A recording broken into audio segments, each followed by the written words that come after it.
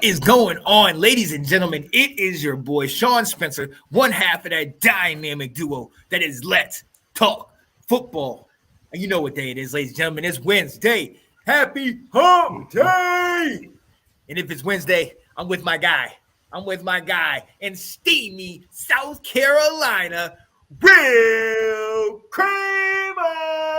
What up, Will?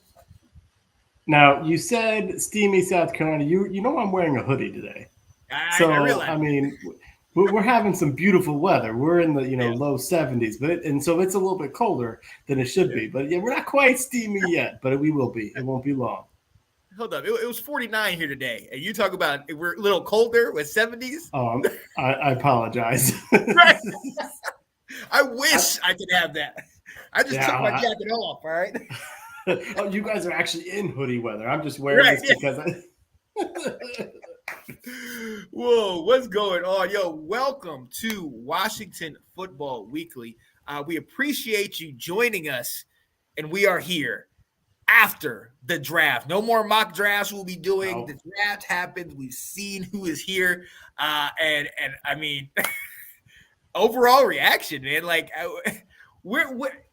what are your thoughts? Kind of concerning with us, and we'll talk about the overall, but how did you feel? I know we talked.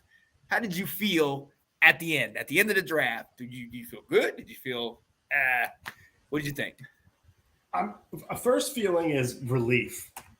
It's done. We now know who we got. All this anticipation from January to now we're in May. Like, so there's a little bit of relief there. But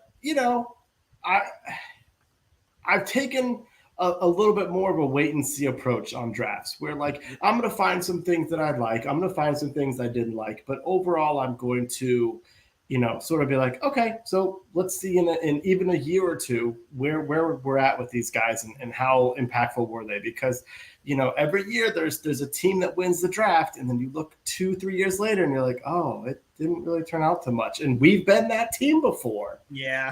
So it's, we've been on the side of, like, Darius Geis and thinking, and then, or what about the time we got Matt Jones in the third round at running back, and they said he's a tough football player. Washington got football players, and then he flamed out. So I'm definitely a wait and see, and I see some pieces, I see some ideas, but yeah, I'm a little more even keel in my 40s now, Sean. I'm even keel. And it's funny because now in my 40s, I have adopted what I used to be way back when I was 10 and 11, where I'm just, what is happening? Why aren't you doing this? I talked to you. I talked to you the first night after the draft. You knew the mood I was in. The next day, the picks kept coming. And you got to understand, when you start doing, this is why I didn't do those mock drafts until the day before. Because when you start doing those mock drafts, you start to get a mental picture of, okay, there's about 2 or 3 guys you can go here, a couple guys that can go here. We're all along the line. So once we get into these parts, and I'm like, okay, cool. We got James in, we got Gonzalez, we got a bunch of guys that, okay, we can get this, is great. And then we go another direction. It's like, what? He wasn't where I had him. And then we go to the second round. Obviously, we'll talk about my guy. We didn't get him, but we get somebody else before that, and we're like, hold up now. Yep. But hey, like you said, cooler heads prevail. You're older, you're more relaxed.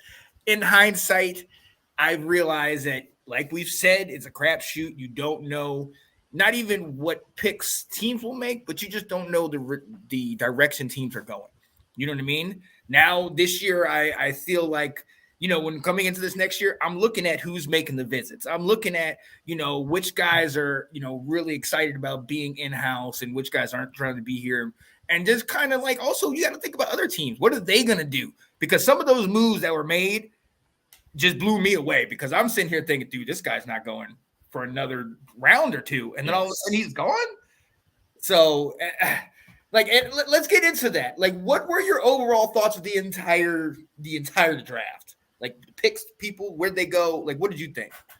Well, nothing surprised me. Okay, and I'll say that because, again, in my 40s now, Sean, I'm wise to where I didn't pay that much attention to the mocks.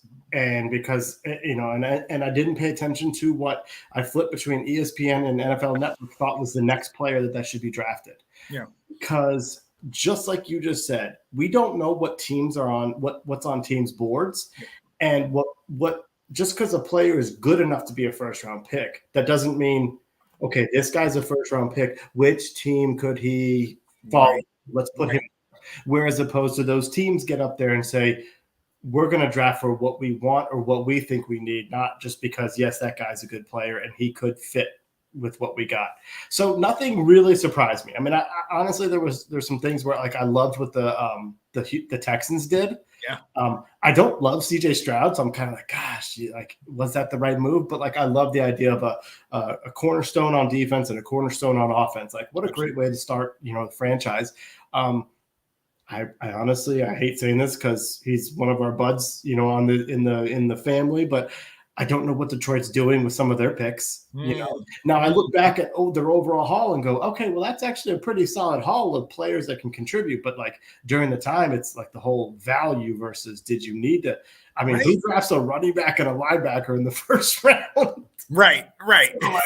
So there was that. But and so I just kind of took back and I didn't really react too much, even when we surprised me. I just said, all right, okay, that's what they want to do. I wouldn't have done that, but okay. That was kind of my reaction. Yeah. No, honestly, I had heard all the hype about it's going to be 4 quarterbacks taken early on in the draft. I didn't believe it. I said yes to Stroud. I said yes to Bryce Young. I just thought they were 2 tiers above everybody else. But when I looked at Levis and I looked at Richardson, you know what I mean? And Hendon Hooker, especially after last year, I was like, these guys are second rounders. These guys are at least going to drop, even if not second round, they're going to drop too deep in the first round. I just didn't think they would go. And especially not 4th with the Colts picking up with the Colts picking up Richardson. Yeah.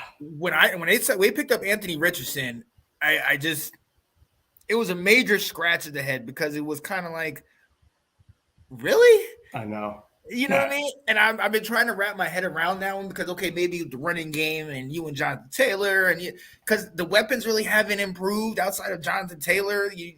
You're still relying on a good defense.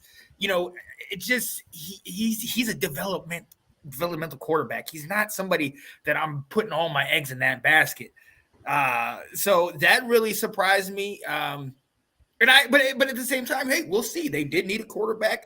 So, I mean, that's definitely a direction we know they're going to go. The Texans moving up to get that 3rd pick. And in hindsight, I get it, like you were saying, because you got the cornerstone on both sides.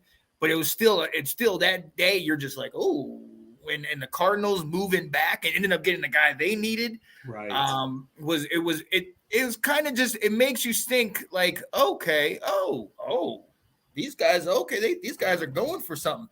And the Texans went for it. The Lions, I didn't know what that was. Because when I saw Gibbs and they still had DeAndre Swift on their team, I was sitting here like, you're going to run 3 running backs back there? Because they got Montgomery as well. It was like, that don't make sense. Because there was no part of my mind that said Gibbs is coming in to replace DeAndre Swift. Mm-hmm. Nothing in my mind said that. DeAndre still got years on him. I know he's been injured every once in a while, but you and I saw him up close in Detroit when he daggone fell down, gets up, and still runs in for a touchdown. He's got speed. He's got game. So that move messed with me. And guy that we had talked about a lot, Lucas Van Ness, going to the Packers in the first round. Like, what? Yeah. I had him at second, no doubt about it. And it was actually somebody that I was very interested in coming in the second round. If we didn't go for Cody Mock, which we didn't, right. I was definitely focused on potentially trying to pick up that guy. And then all of a sudden he gets picked up early. So there was a couple things that got me, but I don't think anything got me as much as the place where former Georgia running back DeAndre Swift ended up. And the rest of what the Philadelphia Bulldogs have been doing. Yeah. Will, I don't like to call people the dream team since Vince Young did that and it was totally dipped. But they look amazing, man. They got 2 years of national championships on that defense. Now you got DeAndre Swift to pair with your quarterback that just got paid and Jalen Hurts. Woo! It's scary. It is. Will, what do you think about this, man? It's very scary, and this is where I just want to say to everyone else, this is where I want to see the Packers suck for a while because they've been in a division with the Bears and the Lions for so many years who have been awful, and they don't have a difficult road. And for years, and the NFC East, even with the Redskins being a continual cellar dweller, they make offseason headlines. Yeah. They make splashes that make you say, "Oh well, you don't know. We'll see how this works out for them." Type moves to where the NFC East is just so competitive, and the Eagles on this one now, it's they didn't just draft people from a school, because the Redskins did that for a period of time. They drafted Jonathan Allen, then they drafted Daron Payne, and they were getting the Alabama wall, and then they drafted Ryan Anderson. But then it was and they got Ari Quandro. So they got all these guys, but the Eagles have been getting Georgia's best defensive players. Not just players that played on the defense, but the 2 best defensive players in the country the last 2 years are now in Georgia. They got 2 linebackers that were some of the best linebackers in the country now in Philadelphia. It's oh, come on. You got to be kidding me. Yeah, that to me, once I saw they moved up the spot to get was it Jalen Carter, and I was oh, okay. And then you pick up Nolan Smith, and I'm oh, okay. And then they get Keely Ringo, who was another guy that we had kind of in the list. And in the 4th round, wasn't it? Right. I know everybody was passing on him. I'm what is happening right now? How are we allowing this stuff to happen? But at the end of the day, kudos to them. They still got to play, because as we saw, Big Davy got Jordan Davis got in a lot last year, but he didn't make the huge impact I think that we expected. You know what I mean? Then obviously Nakobe Dean had the injury issues, but if they can all get on the field at the same time, I don't want to play them, especially not 2 times in a year. Will? Yeah, right. Yes. It's not. It's frustrating. It's frustrating. Oh, Misador with a question that I'd love to answer if we weren't going over the entire draft. We will answer that question, Misador, because I have a great theory. Not the Eagles one. The one before that. Oh, yeah. I have a theory on how to keep the name Commanders and get people to rally behind it. But that is not for tonight. Maybe it's next week. Yes, we will definitely rejoin us next week, because it's definitely something we've been talking about. Because we know Dan Snyder didn't take away the Redskins name because he feels for the Native American people. No, they started touching his money. So he said, oh, really? Soup. Yeah, I'm going to go ahead and take that name and then go football team and then now Commanders. But we definitely, what is it? Hey, y'all don't still have Jake from State Farm? We do. And I'll tell you what roster number he'll be on here in just a little bit, Colin. Mm-hmm. We do. Yeah. I think he's getting that axe. Yeah. So let's talk about our draft. What are your overall thoughts on what we did, philosophy-wise, overall? So obviously hindsight's 2020. Like we said, we talked that day, and in the first day of the first pick, when we got Emmanuel Forbes, I wasn't thrilled. We had Christian Gonzalez right there still. I thought he was the better guy, but after doing a little research on Emmanuel Forbes, he's a baller. He's a ball hawk. I like that. And then you start going down the list and you start looking at some of these names and you're just like, what? Quan Martin at Illinois, and you're getting Stromberg out of Arkansas. I know you liked it, was good with that. And then you got Braylon Daniel. But off top from the very beginning, I'm sitting here and then KJ Henry. I remember looking at KJ Henry what? Mm-hmm. You know what I mean? Because I was thinking Trenton Simpson. I was thinking if we're going to go this position, let's go linebacker, not edge. But again, hindsight's 2020. And then you keep going down that list and you're just like, okay. But it was one of those things that, like you said, being 40, you can take yourself out of the situation, step back, and just look at it from an overall standpoint. And from an overall standpoint, we did exactly what we needed to do. We got filled needs. We brought healthy young guys that can play. And there's a number of guys on this team that I feel like are going to make solid contributions in this coming season. So overall, now that I can sit back and look at it, I'm like, yes, I enjoy it. I'm good with it because, like I said, I feel like we are doing the exact opposite of what we've been doing, which is getting all the big name guys, trying to, fill the seats and win the offseason. We didn't necessarily do that. There's other guys we could have got. And I think this year we needed to fill a hole, go here. We're looking towards the future at edge, go here. Like, you need a linebacker, go here. We got a couple safeties. So overall, I don't have a problem with it. I think they gave us a B+. Or I saw some pics where they gave us kind. Yeah. I was like, I might have gone B- C, but I'm extra harsh. That's how I am. But what was your overall thoughts of us? I know a couple of your guys got picked up. That's right. I was going into the weekend, Sean. I was 2 of 3. Thank you very much. Yeah. On naming players. No. Okay. So here's where I'm going to give them some praise. All right. And I think the folks that are being critical, you are correct. You're not wrong for being concerned about Forbes' size. You're not concerned about saying who's our starting left guard. You're not concerned about, saying who's going to be a tight end and, some of these holes that we still have. They're all very valid. What I am going to praise them for is they put pride aside. Yeah. With this draft. I feel like one of the things that always has bothered me about the Dan Snyder era was the fact how like they just felt the need to throw it in your face that they know what they're doing or what they're doing. At one point, Vinny Serrato, when the media started questioning some of the moves he made, he goes, "We have a plan and we're sticking to it." Yep.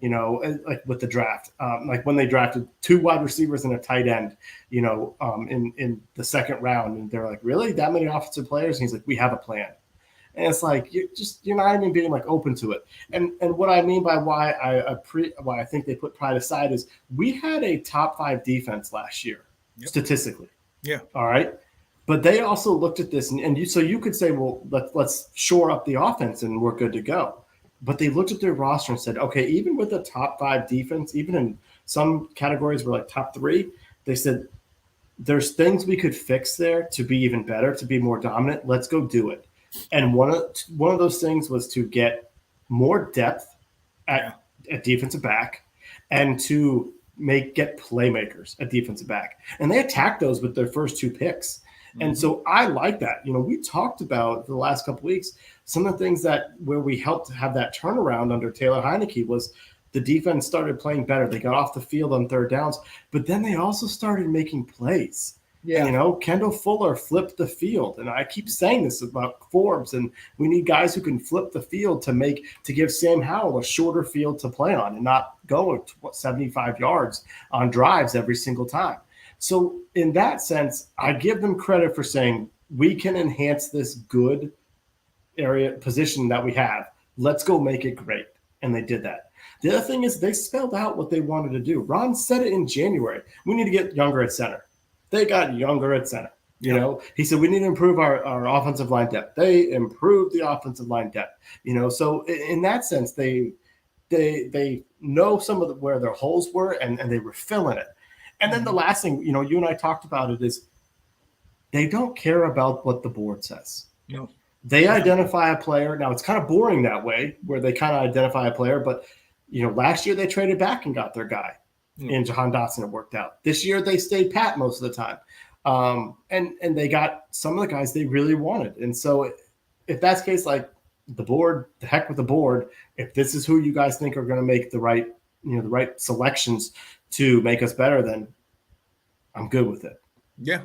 I mean, let's rock and roll with it. And let's go ahead and just so the people see what it is we have with our first pick. At 16, we picked up Emmanuel Forbes, corner, Mississippi State, 6 foot. It's got him here as 180. I think he came to his pro day at 170, but everything we kept hearing was 166. 166, dripping wet. Yeah, 180. That right. So the second round, for the 47th overall pick, we picked Quan Martin, defensive back, normally playing safety from the Illini, 6', 195. Third round and 97th overall pick, we picked Will's guy, Ricky Strongberg, who will be our center out of Arkansas for the Arkansas Razorbacks, 6'4", over 300. Fourth round, we got Braden Daniels out of play tackle, play guard for the Utah Utes, 6'4", 297. And the fifth round, KJ Henry, edge rusher out of Clemson, 6'4", 250, 255. Sixth round, we got Chris Rodriguez, running back out of Kentucky, 5'11", 224, which that was interesting because we were looking for a back at that point. And then at the seventh round, and a true seventh round pick, at overall 233, we picked up Andre Jones, edge rusher / linebacker from the Louisiana Raging Cajuns, 6'5", 252. And looking at that, I mean, we like there's pieces. There's definite pieces. And like you mentioned, we had a big need at secondary. We hit it right away. We had a big need at line. We hit it next, right after that. Then we made some curious picks, getting Henry, getting Jones. Both of those guys are edge, and then and have the size to play linebacker if necessary. And then Chris Rodriguez, which I've seen him play. I know you have too, being in the SEC. Throw that to me when it's time. Oh yeah, most definitely. I will. So let's go right in to these picks and just see where we stand, where our heads at. And I'm gonna let you go ahead and start with your guy, first round pick, where we out of Mississippi State. We stayed there, got the corner, Emmanuel Forbes, and all I've been hearing is this guy is a ball hawk. Will, talk to me about your guy. It's a Manny Forbes show. Here we go.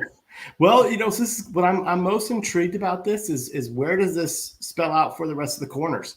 Now that we picked a first round pick and a ball hawk type player, he's an outside corner. Does he get to start immediately? Are they going to give him every opportunity to start? The thing about him, we've said it a couple times. We said it on the show Thursday night. He's a smart player.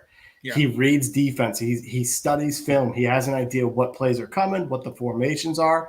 So he's not just, ball got tipped and he ran and caught it type corner. So I'm excited for that. I think the difference between him and some of the other guys in there is exactly the playmaking ability that he's shown in the SEC, folks. All right. It's the closest thing to what you have into professional sports.'s around guys who are bigger than him. He throws his body in there to make tackles in the run game. He's not just a cornerback that stays outside like that. All right. So he makes plays. The reason why they selected him over Christian Gonzalez was they watched Christian play against Georgia and he got burnt. Yes. Now it was week 1, but he got burnt. And so that they said, hey, now that you're up, you're playing against the JV out there in the Pac-12, Pac-16, whatever you guys are. When you went and played some of the best teams in college, and you played the best team in college, you weren't good. And yet Forbes played against the best teams every single week. So I'm excited for it. I want folks who can flip the field, and I think we're going to get somebody like that who's going to go after the ball. He's going to be aggressive. And I love St. Juice. I think he's a good player, but he's a cover guy. He's not I think that there you go. Misador said it. He turns and locates the ball. That's exactly what I'm looking for from a corner. Someone is aggressive in that manner. So I like it. I'm excited for what he can do. Yeah, that's what we needed. Like we always used to say, my favorite phrase last year was, we have a bend but don't break defense. What we needed is a defense that could come over there and put some points on the board. We needed a defense where we can start making some things happen. And I'm excited that they got this guy. Look, he's a 3-year guy from Mississippi State. Like you mentioned before the draft, one of the things you're trying to get me hyped on him was that he ties the record for most pick sixes in his career at 6. Tied with and the record stood at since like 1996 with UAB's I think it was Glenn Coleman, way back when. But I mean, look, this guy, all 2020 was all freshman team. In 2021, he was all freshman SEC. 2021, he was all second team all SEC. You know, this past year, he was second team All American, 46 tackles, 10 pass breakups, and blocked the kick. And then also had, I think, 6 interceptions, and 3 of those were pick sixes this year. This guy, he gets it done, and he's not afraid to make that move and hop on the ball. And what I've heard about him is they say don't let that size fool you. You said it to me, so I got to shout you out again. They said don't let that size fool you because hey, when it comes to making the tackle, he's quick, he's physical, and he gets in there and he shuts it down. We need it. We need it. And going back to what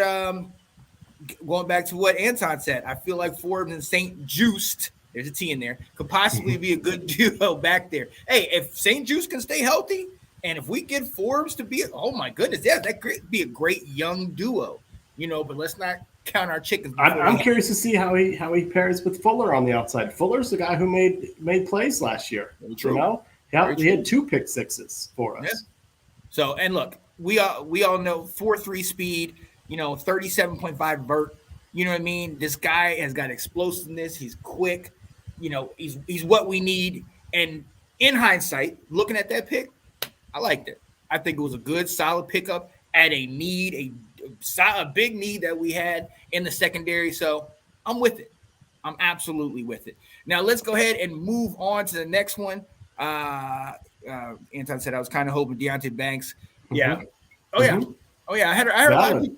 Will was saying it too. I heard a lot of people that were on that. I don't know. And even in the video that we said last what was it, Wednesday, you said you didn't think 16. You thought we could easily move back and get Forbes at 16. Now, I'm glad we got him here, but Deonte Banks is another one where I felt like we could have moved back and still been able to pick him up.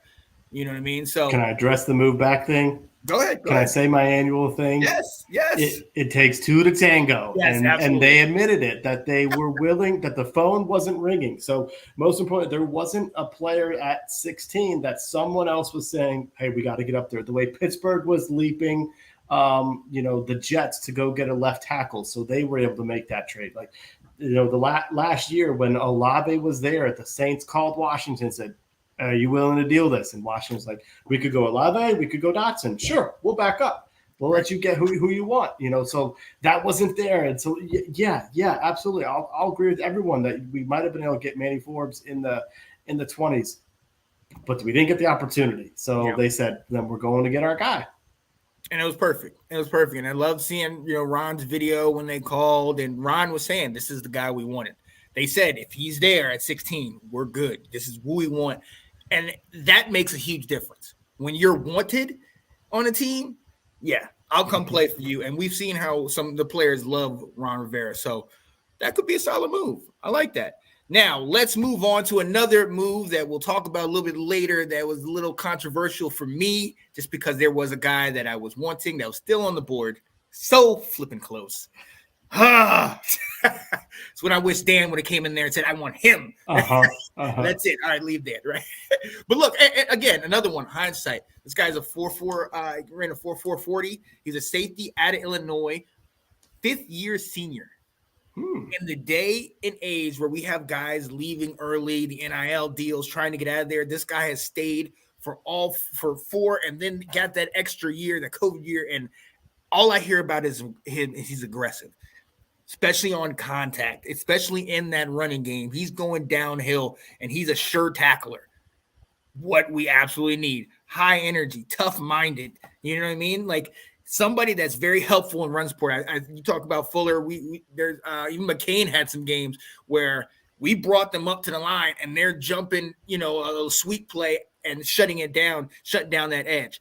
That's the type of thing that we could see this guy doing, and that I'm so excited about. On top of the fact that this guy played with Devin Witherspoon, the guy that we wanted. We saw he got picked early, and that, you play with good players, that definitely elevates your game. But from everything I've seen from Quan Martin and everything I've heard, I'm excited about what he can bring to the table.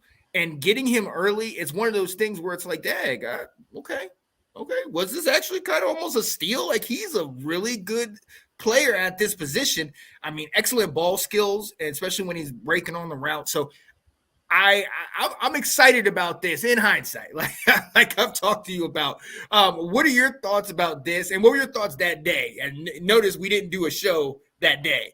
So what people don't realize is Sean was in an emotional state on Friday night. And when this pick happened, he did not take it very well. What are we doing? What are we doing? Was it Saturday morning? Is that when I called to check and see how you're doing, or was it Friday morning? I can't remember. It almost had to check on him both mornings to make sure he's all right, because the sun's still coming up. So this was when they made the announcement, my jaw dropped. I went, oh, yeah, okay. And Trisha was down there watching the parts of the draft, and I was like, and she's like, how? She's like, what are your thoughts? And I was like, I didn't see this coming. This was not someone I had on my radar that they would be going after. And I was like, and I feel like there's still a need out there.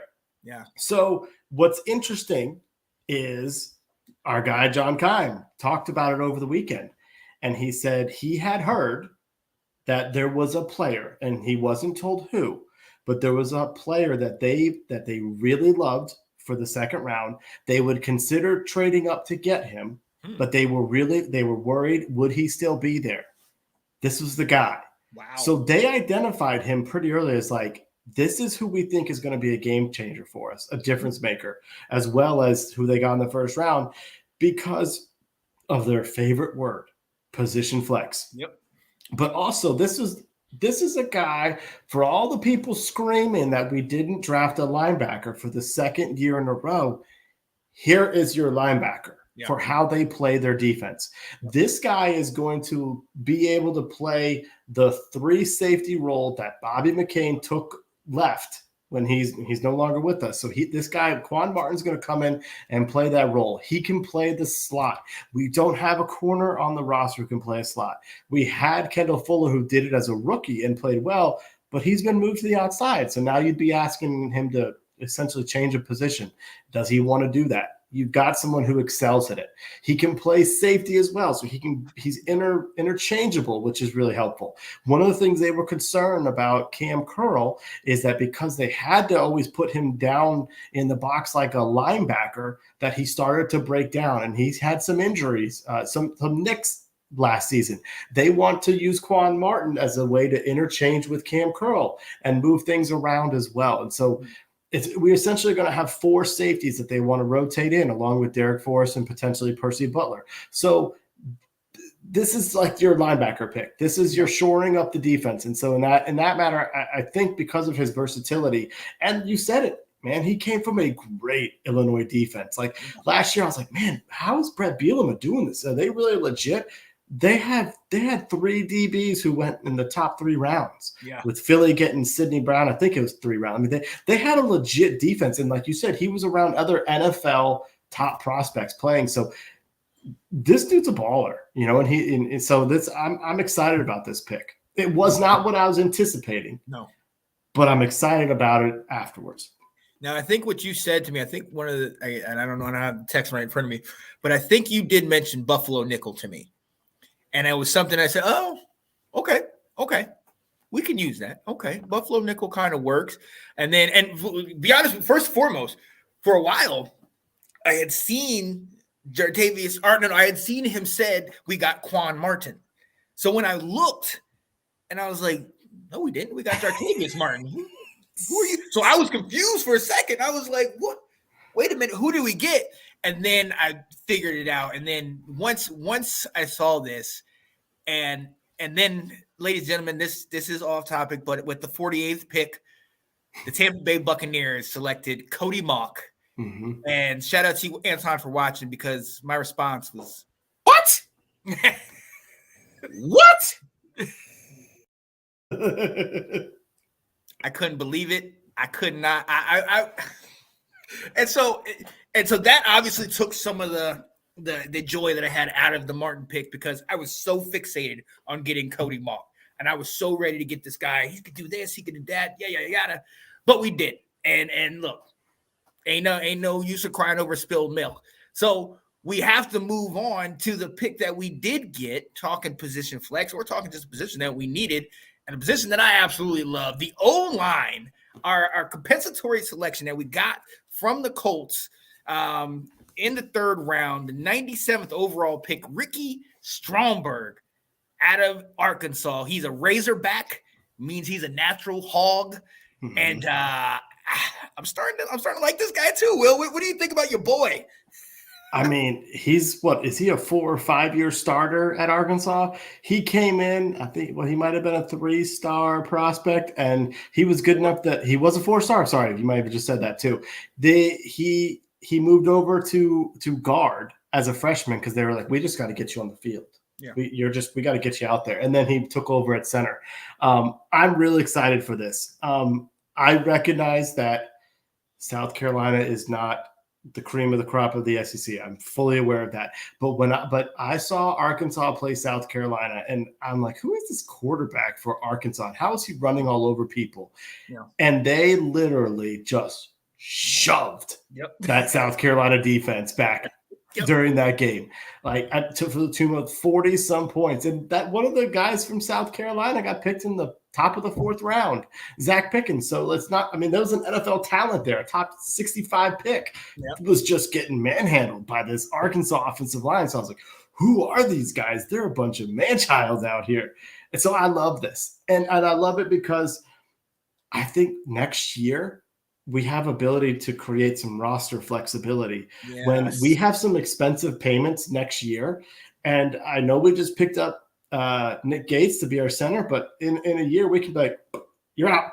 Mm-hmm. And we just got our starting center at dirt cheap, and someone who's done it for so many years. So he's been that quarterback of the offensive line. He's called the plays. Like, I just think this has a chance to be a huge home run hire, home run pick. Oh, absolutely. And I think that what you just mentioned was one of the keys, that he can call the plays. These guys are coordinators and a coach's dream. Okay. High football IQ. I just got to tell you the stat from last year at center. And I think he had something like 400 or 500 snaps, 0 QB hits, 0 sacks. Oh yeah. Come on now. That's what we need. Somebody that's going to sit there and hold up in pressure. I mean, the guy is above average at most all positions. He's a mauler in the run game. He has strength to kind of anchor some of the bigger linemen, but he's consistently finishing blocks. He's consistently moving, and so obviously I was blown by not getting my guy Cody Mauch. But when you start looking at this guy Ricky Stromberg, you're just like, oh yeah, this is what we need. And I honestly, we'll see if Nick Gates is going to stay on the field. We'll see what's going to happen with him. But this is a guy that I'm like, man, let's see him get first team reps right away and see how he can handle that. Mm-hmm. Because and like you said, I mean, at Arkansas, you saw obviously what they did against you. I don't know if that's saying much. No, Tar Heel Nation. Right now, it's not. Right. You just wait. But the thing is, like you mentioned, like KJ Jefferson and those guys, they were running over everybody. They were running all year. That was their bread and butter. And he was right there at the center of it, doing it all. So that's only a good thing, especially if we're supposed to be a run-first team now. Mm-hmm. With what Ron has been saying. So I love it. I love getting this guy in here. You mentioned it before, like how much you love this guy and you're excited about it. So, hey, here we go. Now I got my lineman. I ended up getting him one pick later, and it wasn't the guy I wanted by name. But this guy played for the Hogs. He is now a Hog, and he's ready. Yeah. I love it. It's funny because Colin asked me in the group chat. He was like, Boston has 5 Arkansas players. I said, well, we are the Hogs. So it's just natural that they want to come here. That's right. Yeah, buddy. So, and we didn't. Let's see. I love that pick he played. Sam Pittman. Oh yeah. The ex-Georgia line coach. Oh, yeah. Yeah. So, absolutely. And we didn't stop there with the O-line. Number 4, on round 4 at the 118th pick, we got Braylon Daniels, offensive line from Utah. And before we even get into him, these first 4, I am definitely in hindsight, I am very excited about because we did what we were supposed to do. One thing we talked about this Wednesday, we needed to focus on needs and the guys that we liked on our board as opposed to the best players available. We had guys that were maybe ranked a lot higher, when we came up to second round, first round pick, second round pick, third round, and even to this where we could have gone different directions. I think Trent Simpson was still around, and I was blown because I was like, that's a linebacker. This is the perfect time to get him. But now reading more things about this guy, reading more about how he's been balling, and Utah has been solid the last couple of years. Already 6'4", right under 300 pounds. He runs a 4.9 40. He was just a 3-star coming out of high school, but this guy has been balling out at Utah. In the last 2 years, he had, I think, about 1,800 snaps, okay?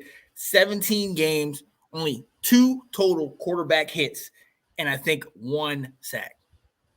I mean, just a protector, just a guy that's going to keep our QB upright. And that is something that we've had a problem with for years. Mm-hmm. And having this guy in here to do it, and he's athletic enough to be able to move on the screens, on the sweep plays, and on things like that. But then at the same time, he has had the ideal physique to kind of just stand there with hold the punishment, move to the twist, move to the zone. There's so much that this guy could bring to the table, and it's like, ooh, okay, you guys know kind of what you're doing now. All right, at this point, Will.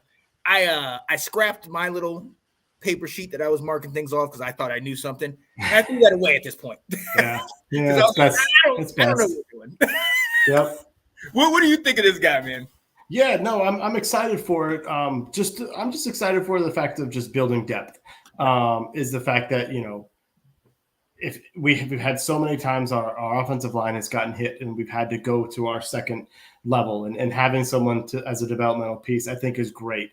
I'm a little confused as to what position he's going to play. My biggest criticism right now is they keep talking to him about as a tackle.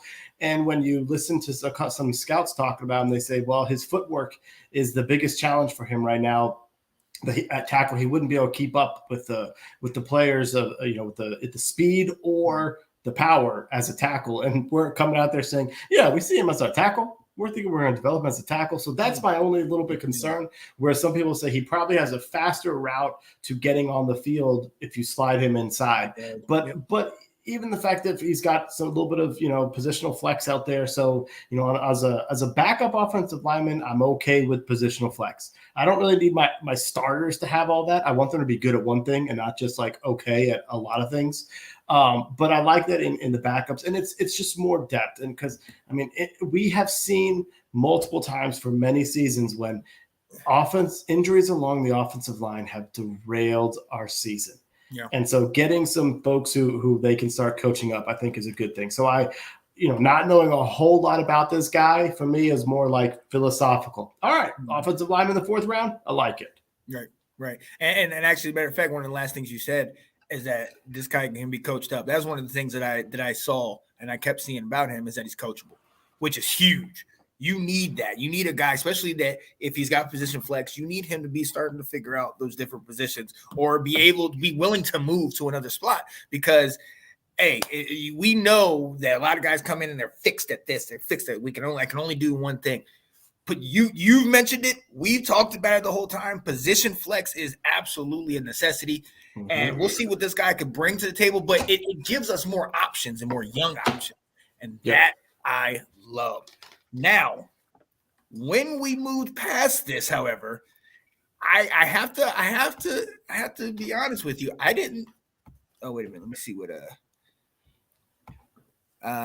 Anton said. Do you think Daniels will be better at one side rather than the other? What side do you see him on? I honestly don't know. Don't know right now. I don't think he could ever really develop into a left tackle, but we'll see what they're when they training camp, what they're able to do with him. Oh yeah, we will definitely see. Moving on down the list, 5th round, 137th pick, KJ Henry, edge out of Clemson. Here's another one that when I first saw it, upon first review, my initial thought was, what are we doing? What? We don't need an edge. What are we? And I knew nothing about this guy. I knew nothing about this guy. Come to find out, dude was a 5-star recruit coming out of high school, 6'5", 250, rather 4'6", 40. This guy was recruited as a defensive end and a tight end at a high school. We know what tight ends and that mobility and things like that. So that's nice versatility. But here's another thing that I'm really excited about. This guy played basketball. That's his first love in high school. This guy was like an All-American in high school. First, he was Defensive Player of the Year in high school before he went to Clemson, but it was an All-American. This guy balled out and had over 1,000 points in like 100 games in basketball. So he has that athletic ability to be able to do that. But then you bring it back to him being over here. This guy, at the end of the day, in 2022, had 50 total pressures with 31 QB hurries, 14 hits, and 5 total sacks, which the sacks maybe it's not that big of a deal, but when you look at that defense and all the guys that got drafted first round, second round, and you see the pieces, it's kind of like picking a guy from Georgia. You know what I mean? It's like he's got the ability and he's got excellent size. You know what I mean? This guy is highly mobile, high character, natural leader who's like team captain. You know what I mean? You just started thinking of little things like that are picking up. You're like, oh, okay. But I'm going to tell you something. Maybe this is not the most analytical thing. But the thing that really kind of sold me is when they showed the video at his house, and all of a sudden you see his pop come around the corner with a Jeremiah Trotter, number 54 jersey on. Mm-hmm. He's like, oh, I've always been a Skins fan. I said, oh, we good. We good. If Papa likes us, the Sun's going to ball out for us. So I'm excited about this now, and I love what he brings to the table. He is a force to reckon with, and our biggest concern outside of the draft was Montez Sweat, Chase Young. Getting to the point where we might have to pay both of these guys. Is this a Darius Mathis situation where it's like we're kind of expecting we're not having to pay one of you so we can leave one and now we can just move you into that slot? Like, what do you think about this pick, KJ Henry, edge from Clemson? Yeah, so I kind of reacted when you said that you were surprised when they drafted him. So James Smith-Williams, Casey Toohill are all free. F.A. Obata, they're all free agents at the end of next year. Gotcha. So the purpose of this pick was to start bringing in a replacement. So I don't necessarily think he's I mean, we'd be lucky if he grooms to be a starting defensive end. But I think he's grooming to be a Casey Toohill, a rotational piece, you know, yeah. And Toohill came in and didn't play that much as a rookie, but last year, I think it was his almost second or third year in our system. I want to say third year, he made plays out there. You know, for us, he had some impact on the game. So I think that's this guy's, you know, his real, like his ceiling there. I'm with you where, like, I love that video of his dad coming down the Redskins jersey. I mean, that's so great. I'll be honest. I mean, this guy's only 2 hours from me. I don't really know a whole lot about him. He made some plays in the game against South Carolina. He's got a high motor, but what I've seen, which is I'm not surprised with, is he is you said it, extremely high character person. They've already said that, like, the media is going to love talking to this guy, that he, you know, he's very eloquent. He's very talkative. He's very charismatic. And so he's going to be a media darling for them. And I think there's a little bit of, you know, like, this is someone you can rally behind and start cheering for because he's a good dude overall. So I think that's going to be really good to kind of watch him play. But most importantly for this pick was about depth and trying to shore up some of the depth. We lost Shaka Toney due to the suspension, and William Bradley King really hasn't turned out to much as a 7th round pick a couple of years ago. So this is a guy to kind of bring in and groom. And at some point, you know, maybe it's next year, he's the, you know, DN number 3. Yeah, and he's got, like, it should be interesting. I mean, he's got a good pedigree. He played, I think, like 56 career games at Clemson, which is, you know, the most by any edge rusher at Clemson. Like, he's got the specs. We'll see, but like you said, he's now, and I didn't know about some of those guys leaving, their contracts being up by next year. So this could be a solid, you know, depth pickup, and, you know, we'll definitely see where it goes. I'm excited though about 6'5", 250. But mind you, everybody in the league has got specs like that. So it's not, it's not like this is something crazy. But at the same time, I'm excited to see what he, sorry. I'm trying to see what he brings to the table. Oh, man. Yo, thank you guys for watching. I apologize. I am still at work here trying to work this thing out. But in another move, and that surprised me. But then another move that's also equally surprised me, and I'm giving it right to you, Mr. SEC. Round 6, picks 193, Chris Rodriguez Jr. out of Kentucky. Will, what do you think? I kind of like this. I didn't like it at the time, but I like it now. So I felt like the guy I wanted at the time was from Georgia, Kenny McIntosh. Yep. And some of the guys that we spoke about in our pre-draft shows were that change of pace style, the guy to be the J.D. McKissics. Yeah. They went the opposite route here. They went with, okay, we got Brian Robinson. If Brian Robinson goes down, what are we going to do? We're going to go plug in a rookie to take and keep the same offense going with the same guy. All right. The other thing is they say this was EB's pick.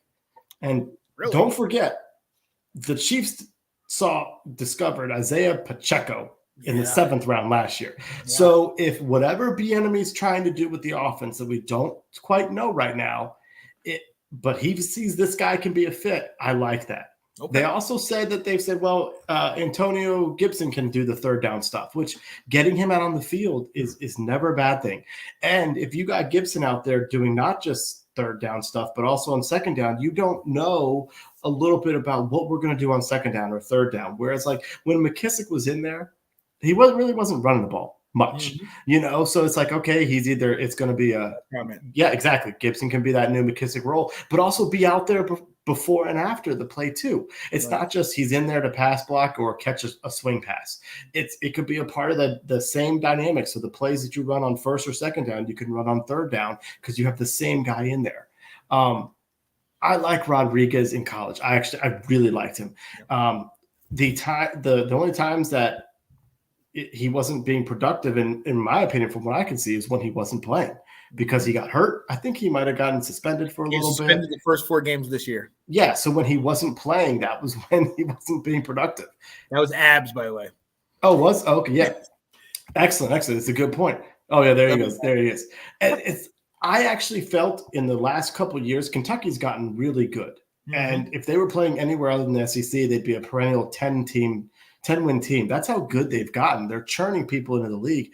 And a couple of years ago, they had Wan'Dale Robinson and Chris Rodriguez. I was more worried about Chris Rodriguez. Yep. Every time South Carolina played him, I was like, the key to stopping Kentucky is you have to stop Rodriguez. So I've been watching him for the last 3 years and always been impressed with him. And so I like the pick because I think basically, essentially, he's 224 pounds. And they just said, one of the guys said, I think it might have been Mesador, is like, well, what's Washington's identity? Their identity is going to be, we're going to have guys who can pound you. Yep. And when one guy needs a break or if one guy gets hurt, we're not going to have to change the offense because of the injury. We got another guy who can come in and keep it going. So it won't surprise me next year if he's RB2. I do like the pick. I can see it. This guy is great in short yardage situations. Red zone, 4th and short, clutch, 1 yard, 2 yard, where we absolutely need it. He is great in that, okay? One of those things, hard to bring down, hard-nosed guy, very decisive. One cut, get up the field and go. That I love. Everybody looks back at the year that he had, not this past year, but the year 2 years ago, where he had over like 1,300 rushing yards, 11 touchdowns. And I believe a lot of the hype and a lot of the attention that Will Levis got was because that running game was solid last year. In fact, I mean, this year he only had 900, and I think 3 years ago he had like 700, but he's getting 8, 9, 10 touchdowns a year. And hey, it's a bruiser. And you're absolutely right, because we've given Brian Robinson a whole workload. We put it all on his back. And towards the end of the year, we talked about he was run down. It was, we need a guy that's going to come in and be that bruiser, who's going to be what Jonathan Williams was for us, but more. Better. You know what I mean? Yeah, better. Somewhere we can bring him in and you're just consistently feeding him the rock up the middle, boom, up, go around the side, whatever we need. He's not going to be that guy out of the backfield. He's not going to be, a serious threat in the passing game, but we have Gibson for that. We have Ryan Robinson who can also do that. But if you need those yards, if you need to sit there and get it in the tough nose stuff, he's our guy. And he might be the new Peyton Barber. Can it be? Get that first down. We only need a yard. You'll wiggle your way through. Just get in. That's all we need. All right, come on back out. Right. So yeah, I'm excited about it. I'm interested to see what he's bringing to the table. I know I keep saying that. I'm excited about it, and I'm interested to see what he brings to the table. But at this point, that's what we're looking at. Because just like we didn't know fully before the draft, now it's good to put these guys in these positions. But at the same time, let's see how they fit in the scheme. Let's see how they get, and let's see if they got to make it to the season. Because as we've seen, Brian Robinson, we were super excited about him. Unfortunately, that incident where he got shot.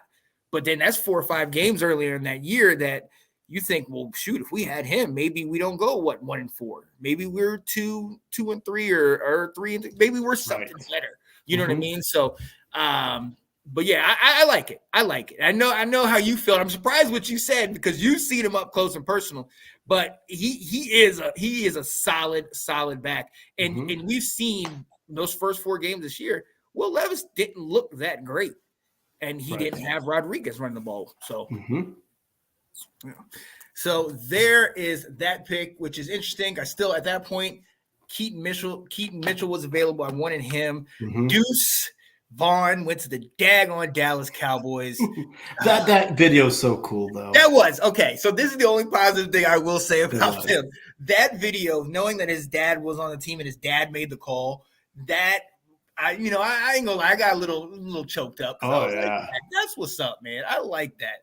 And Deuce, man, like a Darren Sproles, little small scat back. You can put him in return if you need it. Like he will get the job done. I loved him coming out of Kansas State. So shout out to Dallas, daggone it. And with the 7th pick, the 7th round, 233rd pick, I pride myself on knowing about the Sun Belt. The Fun Belt, as we call it, and the American Conference and all these other crazy conferences, but I don't know anything about this guy. No. A normal 7th round pick, Andre Jones can play linebacker. He can also play edge. I mean, look, he's got good numbers. He's 4'7", 40 guy. Was not highly recruited. Obviously, went to Louisiana. But in the last couple years, he's been high in 7 sacks each of the last couple years. 41 tackles in 2021, 31 last year. He gets on the field. He's been effective in the defense, in the pass rush. Very versatile. He's got speed and space, but can also go 2-point, 3-point stance. He can play, but he's going to need to be coached. He's going to be the Two Hills, the Bradley Smith Williams, these guys that we're going to have to hope that we're getting more of his potential, hope that, he can play above his weight, if you will. But other than that, like I even went back and looked at some of the games. There's not really anything that's going to jump off the plate, but it's like, go Louisiana. It's just a filler, man. What do you think, Will? Yeah. I mean, I think this guy's going to struggle to make the 53. He's probably going to be, he gets fortunate the fact that the practice squads have gotten increased a little bit, and that probably is where he slots in right now. But it's the same thing where they're kind of drafting for next year, and who are they going to need to replace? And the fact that maybe his chance to make the 53 isn't this season, but 2024, and he can get a season underneath him. But who knows? Maybe he becomes a special team stalwart. That's the way he's going to get on the field if he wants to. There we go. And hey, if he can do that, that would absolutely be amazing. Like, good, get out there, get your reps, and then knowing our injury history, you'll get in eventually. Yeah, exactly. We can hope that it won't happen, but yeah, you definitely will probably get in eventually. But so those were our 7 picks that we got. Overall, Will, I don't know if I asked you, I've seen the other grades. What is your official grade for us? I can't go much higher than a B, only because there's still a big thing hanging out there that we didn't fix. So I can't go higher than a B. Yeah, I gotta go C. I gotta go C, and because of A, we didn't fix those things, and B. Something I just didn't feel like we addressed everything we needed to, but also I felt like some moves. Okay, good. I'm glad we got it on the board, but some moves I'm like, wish we could have done a little bit different, which leads us into our next topic, favorite picks and most frustrating moments. If you have not noticed, or if you haven't paid attention to anything we've done prior to this, you wouldn't know that I had a love affair with a man. 2 teeth knocked out of his front teeth. He's from North Dakota. Red flowing hair. I was like, yes, this is Carson Wentz 2.0, except on the line. And he had position flex. We love that. This guy is balled out in the pro day, balled out in the East West, or I think it was the Shrine Bowl. Like, did everything we asked of him. And I was ready to come on home. Come on home. But we got Quan Martin, who I like. And then the next flipping pick, Tampa. Come on, man. That was frustrating. We talked on the first day. The first day was really frustrating to me because of the fact that I was like Gonzalez. But thinking what you said about the Georgia game, because he did not look good in that game at all. And then he was thinking about like, okay, I think they played Eastern Washington next. And you know what I mean? They're not playing any tough talent. So it was kind of like, okay, all right, how good were you actually? And he was dropping because he was supposed to go right after Witherspoon earlier. So those two were frustrating to me. In hindsight, I think, I feel a lot better about them. But that day, the first day and the second day, like you mentioned, you had to send me a little message like, you all right, man? You still with this? I didn't even try to hit you up. Don't quit on me yet. I'm done. This team, man. I'm sick. So what? We'll start with, or you can start with your favorite picks or most frustrating moments. Where do you want to start, man? My favorite pick was Stromberg. And it's someone where I just felt like he could fit with what they're looking for. He's a big, nasty guy, and I thought he could be a real good player to add. I gotta admit, I didn't get a chance to see it. I fell asleep. No. I was up late Monday. I was obviously up late Thursday. I was dragging, and by Friday, I was like, all right, we don't pick to 97. We're only at 52. I can't do this. I was like, I can't do this. They started the third round. I'm like, we still got to go through 32 of these things. And then we get to the compensatories. I was like, I'm not going to do that. So I think Stromberg was my favorite pick. I think the best pick is going to be Quan Martin because of this right here. Whoever asked this is what's his contribution. I think he's going to start from the beginning. I mean, I think, and the fact that you got a second round pick starting, that's a pretty good deal right there. So I think Quan Martin might make the biggest instant impact on the team. So I think that might be the best pick. Oh, I like that. Yeah. My best pick is your guy, your favorite, Ricky Stromberg. His flex, the fact that we nailed down center. I thought we got him. At the right time. And I loved it. I loved that pick. Razorback, Hog, you know what I'm saying? All those things fit. And they did it, and it was as if Washington was saying, Sean, we know we didn't get the guy you wanted, but we got a guy that I think you'll be happy with. Right. You know what I mean? And I was like, I was good with that. So I think my favorite, the best pick, in my opinion. Yeah. My favorite pick was KJ Henry. And yes, there's a little bias because his dad had the jersey and everything. But this guy being not only a defensive end, but tight end coming out of high school, 5-star recruit, played basketball. So we know this guy is an athlete. Okay. And Clemson is no slouch on defense. To him be able to start there and play for how he's been able to play there. Yes, it might not translate for us, but I really feel like if this is a situation where we got a new owner in, maybe potentially a new coach in the next couple of years, if we can get this guy around the right eyes and just put him in the right situation, maybe he could surprise us. Maybe that's what I'm looking for. And I'm excited because when I looked at all these guys and you start looking, the first couple guys are good and everything. But, even Ab was saying, maybe we reached on something with him. I really felt like that was a good, solid move because I feel like he is going to show out later on, maybe later in the season or maybe into his second season if he sticks around. And that's something that I think, we needed. And we can get it. He's at edge. We can also go linebacker. Good. And they traded up for him. They gave up one of their 6th-round picks. So they clearly were in a position where like, okay, this is the guy we want to go get. And so they actually did get aggressive late in the draft. Yeah. And I'm not surprised. I'm sure this is Ab right here. C- with the reaching. Yeah. I mean, they did. They stuck to their board. you know, and I get it why people would be saying, there? Did you get that guy there? Right. So, and again, hindsight's 2020, but it's going to be interesting. What so you said your favorite pick? You said, you know, the pick you think was the best. Were there any frustrating moments for you besides the fact that you slept through your? I'm even keel, Sean. Nothing's gonna get me frustrated. Only because, I mean, like the most surprising moment to me was the fact that we didn't pick Mock or Osiris Torrance with the second pick, and the fact that and so that when you didn't get those guys, while I love the Stromberg pick, at that point you're not drafting, you're starting left guard. Right. And even if they decide that Braden Daniels needs to be kicked inside, I don't necessarily think he's coming in to be our starting left guard. Right. You know, and so at that point I was like, whoa, what are we going to do about this huge hole that we have? So that may be the frustrating. It's like, okay, so we're not gonna address this tonight. All right, we're not gonna do it this weekend. All right, well, let's hope you got a plan. But other than that, I'm just kind of like, oh wow, okay, all right, well, that's what they got. Right.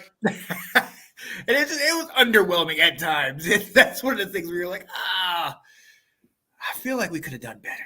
Yeah.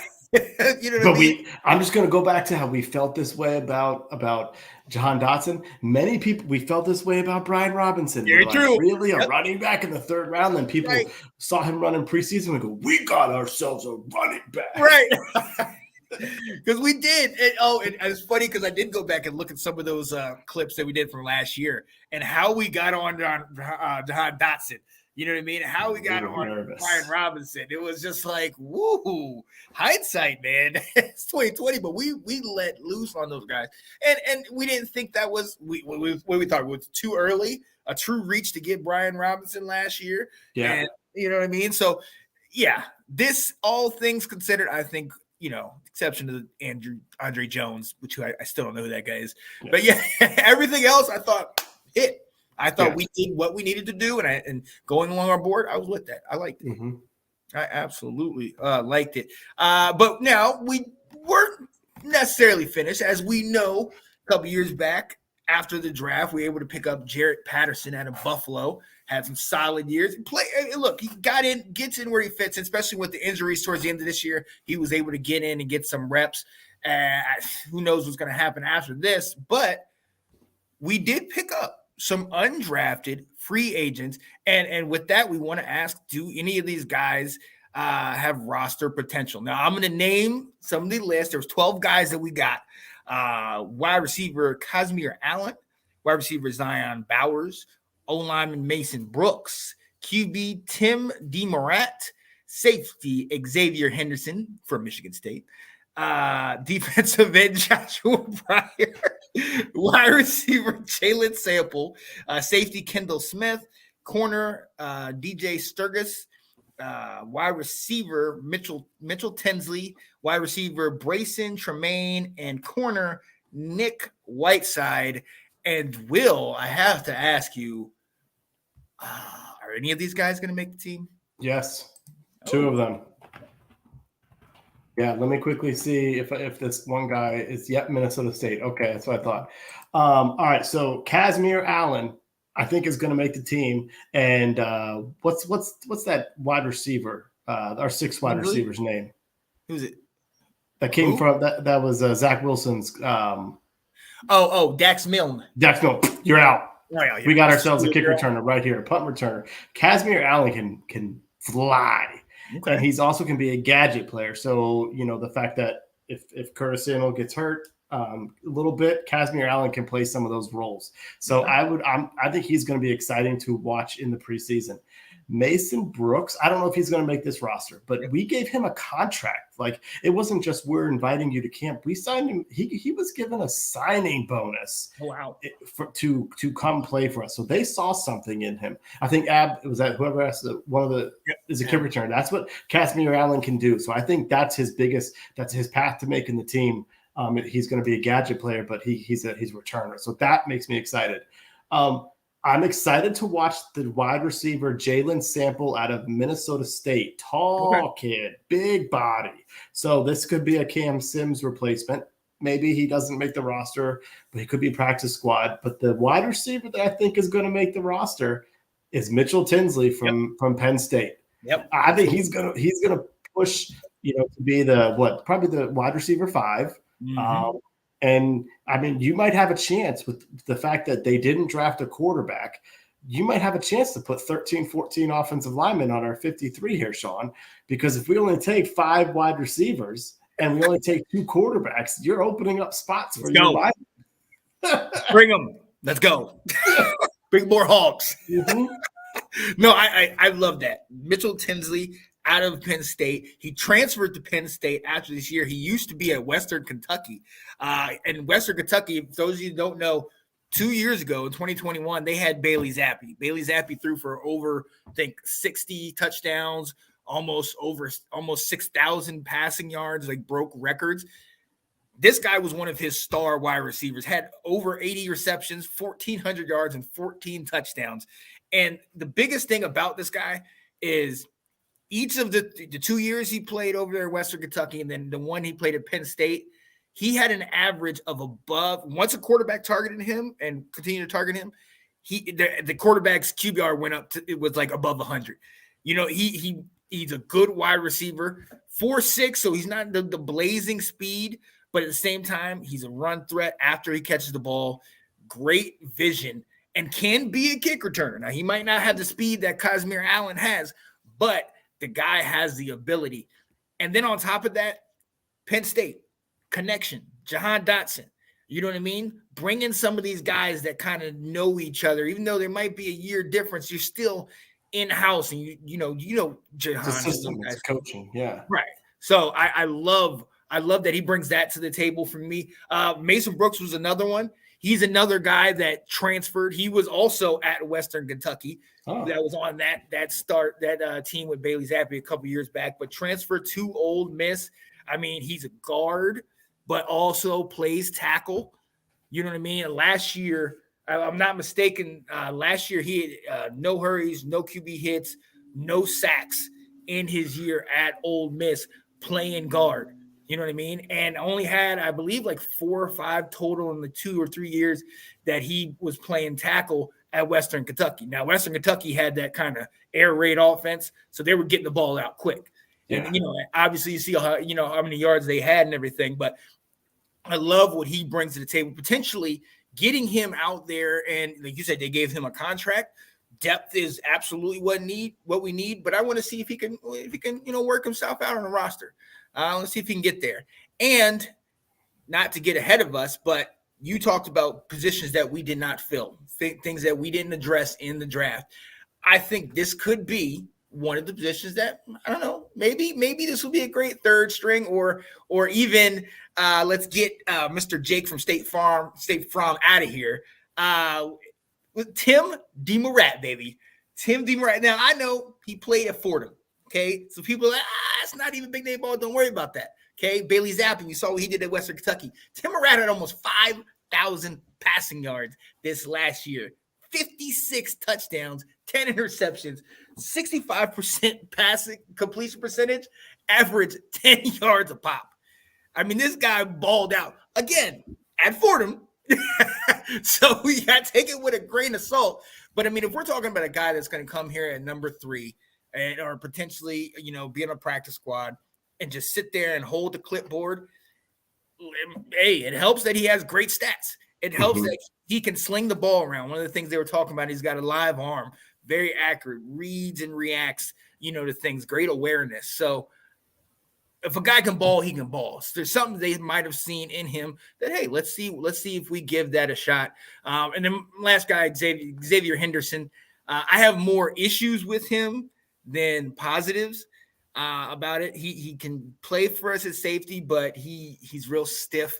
He doesn't really turn and when receiver goes by him, especially any real speedy receiver, he gets lost in coverage and he doesn't know how to locate and things like that. This is just because I'm trying to cat. So is he a Spartan? He's a Spartan. You're not helping the cause here. If y'all can talk Maryland all daggone day, I'm going to talk Spartan. I know you did. You didn't. I know. But no, he. There's a reason why he was not drafted. But as far as depth,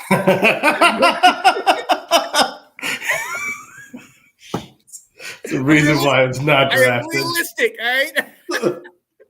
But as for depth, and I mean, let's get him in house. He's another safety. Let's see what he can do. But I'm not a betting man, but I wouldn't bet on him making the roster. But I wouldn't either. Yeah, but at safety, at a position that is needed, let's be honest. I'm just trying to love on my lady tonight. So yes, you are. This is for you, baby. This is for you. That's it. I'm not even going to try to explain this one. James. Oh man, but realistically, even with some of the guys that we talked about, Brooks potentially, Tinsley potentially, but outside of that, like, do you see anybody that could still make it? No, I mean, I've heard of some things about Kendall Smith as a name to watch, but honestly, I think the guy who has the best chance is going to be Casimir Allen because of the kick returning.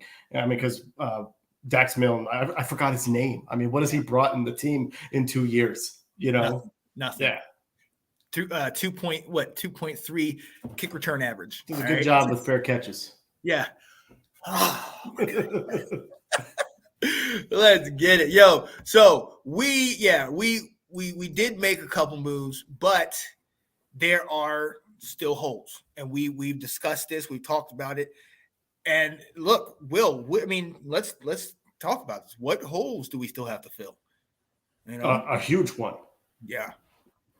The fact that we have a left guard, that we still have a hole at left guard. And I am not cool with going into a training camp battle of Chris Paul and Sadiq Charles to be our starting left guard. I'm not on board with that. And Ron said that Nick Gates is a center. He's not, so it's not going to be Stromberg beats him out and he plays guard. So I know they were high on Chris Paul at the end of the season. I know the defensive line was the one who said, this guy needs to start. He's hard for us to get by. It's a 6th-round pick. You got a rookie quarterback, and we're going to start a 6th-round pick. I don't know if I like this. I don't think I like this one bit. On behalf of number 14, I don't like this. Okay, I don't need a daggone 6th-round pick filling that spot. And that's one of the ones I put on this list. Guard. We didn't address that. We didn't. That's one of the reasons why I like Cody Mock, because he can, move around. He can potentially play that position. But we didn't do that. We didn't get a potential QB, a third QB. We discussed that. We didn't know if we were going to get that in the draft or not. I mean, who knows? Sorry, I reacted strongly. Right, you did. You did. It's all right, because you're going to have to cheer for Sam all year, so don't even worry about it. Yeah. But still, I would have liked that over Andre Jones in the last. You know what I mean? There was some guy. Duggan didn't get picked until super late. You know what I mean?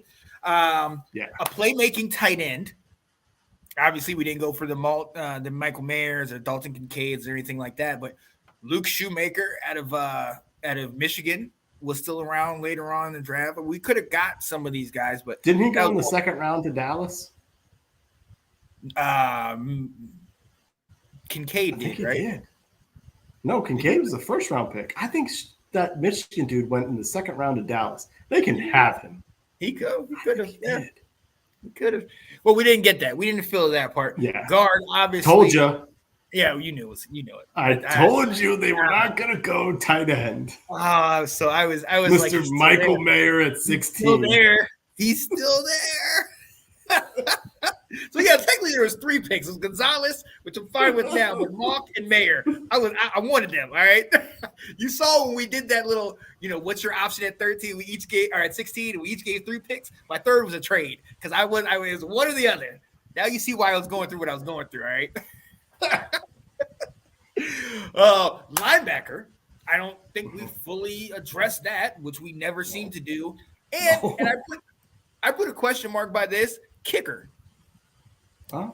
I don't think we would have addressed. I mean, not in the draft per se, but maybe after the draft. I'm sure there's some guys we could have brought in. But do you think that's somewhere we could have, or we needed? Need? No. Yeah. Could use it for a camp help? Sure. Yeah, by all means. I mean, I couldn't believe the dude from Maryland got picked in the 4th round by the Patriots. And then they drafted a punter in the 6th round. The drafting specialist. Like, what are they doing here? Come on. because that's what I almost was like. The thing is, Chad Ryland, I'm like, hey, if he goes undrafted, that's the guy we bring in. Right. Let him, kind of duke it out. Only for the sake of, I think we need to keep our kicker's legs pretty fresh for the season. Yes. Joey Sly. Yeah, linebacker, I'm with you. Yeah, like once again, I'm looking here at maybe there's some free agents we'll go after. I don't know. I mean, could we? But if they devalue that position so much that I don't know if they care to go after someone. So I'm a little bit concerned about that. Like, if Jamin goes down, if Cody Barton goes down, who is next? If they both go down, who is next? Like, can we get somebody in here? Can you get a Micah Kaiser in here who's played a little bit? But I think the biggest concern is guard right now. Yeah. And the fact that, the only free agent right now that has played it that you would say like, oh yeah, that would be good. I don't know what he's probably going to cost a fortune is Dalton Risner from Denver. And he would be an upgrade, and that would be great. I would love for them to cut Chase Roulier and give that money to Risner. I just don't know that happening. I don't know if I see him taking that type of a pay cut. Yeah, and I don't know if we're going to make that type of move. And now, mind you, Rivera said, what was a year ago, the draft in the offseason, the free agency doesn't start till after the draft. So maybe he's second wave of free agency. Right. Maybe he's doing that. So maybe he's got some picks that are, some trades that he wants to make or some, free agents, whatever. But it is really frustrating because albeit we got corner and we got secondary. We needed that. And we got pieces of the O-line. But it was like you go back to who we had last year and Trey Turner and Andrew Norwell. And then you talk about Sadiq Charles, Chris Paul, and none of that seems good. Like you're just like you had a chance to make a move here. Why didn't we do that? So it still makes you wonder the age-old question. The draft did not solve any of our questions about why aren't we addressing certain things that we see as glaring holes, but Washington doesn't seem to see it that way. So it is interesting. It is interesting. I do want to make one update on the reason why I put kicker on here, and I talked to you about this. There was a kicker that we had, I believe it was 2 years ago. I don't think he was on the team last year, Mr. Chris Blewitz. He now is in the XFL, I believe. Either XFL or USFL on the Pittsburgh Maulers. This man, who we couldn't get to make a kick at one point, went 5 in a row, 2 of which I believe were 50-plus for the Maulers. And then subsequently also doinked a extra point.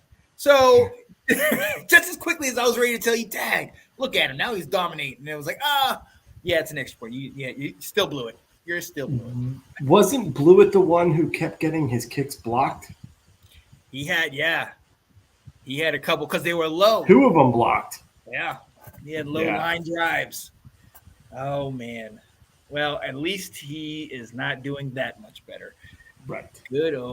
Yo, look, so ladies and gentlemen, we appreciate you being here, watching us, tuning in, just enjoying the conversation. Ab, Anton, Nick, Miss Kristen McCullough, happy belated birthday to you. I think Kat was in here, Misa Dor earlier. Eric jumped in here, Eric Kelly, EK Holiday, Norm, man, but Colin was in here. We appreciate y'all sitting here and listening to us, rapping back and forth with us. We're going to continue to talk about our team because this is therapy, and especially after the draft, I needed this therapy. You needed this, and you needed the draft to be days ago, so you could recover. You do not want my initial reaction because it was not pretty. All right. Nope. Will may or may not have had to talk me off of a ledge because I was done. Poor Kat, she had to be near you. She just didn't even. She just stayed away. She said, she said it. She went out. She went out Saturday, and she was supposed to be out for like 5-10 minutes, and like she ended up staying out all day. And the first thing she said when she called me, she said, "Is the draft over?" And I said, "Yeah, babe, it's over." She's like, "All right, I'm on my way home." I said, "Are you serious? You were out because it was like that bad?" I said, "She's like, I don't want to talk about it." I'm rough. I'm tough to deal with, ladies and gentlemen. But I appreciate y'all sticking with me, Mr. Will, my fiance, all y'all that enjoyed us and let us talk this talk so we get this stuff off our chest. Hey, we will be back next week. The off season is it's in full effects, but it's on that downslide going towards the season. OTAs, training camp, all of that stuff is a couple months away. It's May. It's Drake May, the month of Drake May. I'm sorry, North Carolina. I just got that. But listen, we're gonna let you guys go. For me, your boy Sean Spencer, my guy in cold 70 degree South Carolina, Will Graham. Yo, we appreciate you. We'll talk to y'all next time. And as always, stand up, left hand up. Who are we?